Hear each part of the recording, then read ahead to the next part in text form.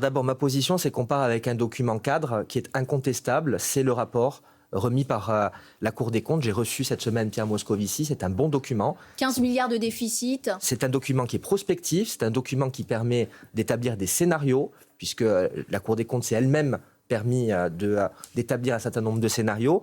Et c'est un document qu'il ne faut pas contester, qui aujourd'hui est sur la table.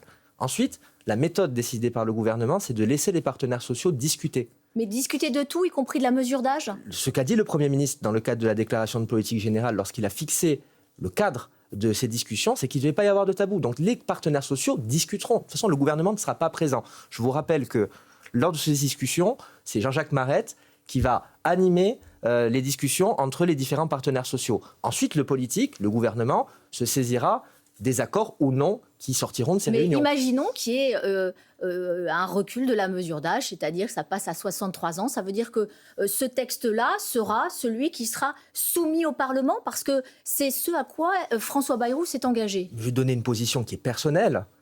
Moi, ce que je pense, c'est que le document publié par la Cour des comptes nous démontre une bonne fois pour toutes que notre système ne va pas être soutenable si des réformes ne sont pas apportées par rapport au régime par répartition pour des raisons démographiques, pour des raisons financières et budgétaires.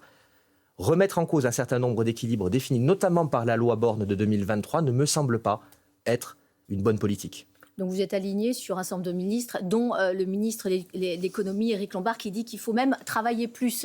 On va arriver au sujet de la fonction publique.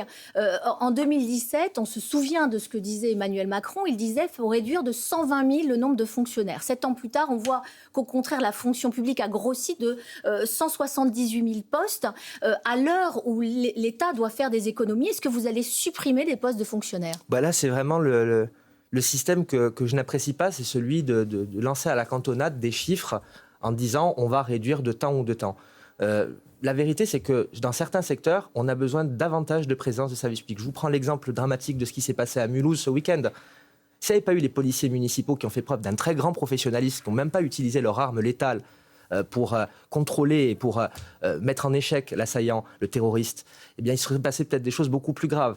On a besoin aussi de présence de fonctions publiques de qualité, notamment pour protéger nos concitoyens sur le terrain. Dans les années 2010, il y a eu des réductions de fonctionnaires, notamment dans les services de protection, police, gendarmerie, policiers municipaux. On a vu que ce n'était pas forcément les meilleures décisions qui étaient prises. Mais on voit bien ce qui se passe aux États-Unis. Je ne dis pas que c'est un modèle, mais Elon Musk qui coupe à la tronçonneuse effectivement la dépense des administrations, des effectifs, des fonctionnaires. Et encore une fois, au-delà de la méthode, est-ce qu'il n'y a pas des efforts aussi à faire en France? Concernant l'exemple que vous citez, je m'aperçois que ça a quelques retards aussi à l'allumage avec des démissions en cascade. Je ne pense pas que ce soit ce qu'on souhaite. Elon Musk qui dit qu'il voulait les virer de toute façon. Oui, évidemment. Écoutez, on jugera, je pense, sur les résultats. Monsieur Musk a pris ses fonctions il y a un mois. Chacun jugera une fois que ces politiques publiques seront mises en œuvre. Moi, je suis assez soucieux de garder mon identité française dans le cadre des réformes que nous menons et pas forcément toujours nous inspirer de ce qui se passe outre-Atlantique. Donc vous dites pas touche au nombre de fonctionnaires. Il y a des réformes qui sont nécessaires, il y a des réformes qui vont être réalisées, mais balancer comme ça des chiffres en disant on va en supprimer 100 000 d'ici 5 ans, je ne pense pas que ce soit la meilleure des manières de faire.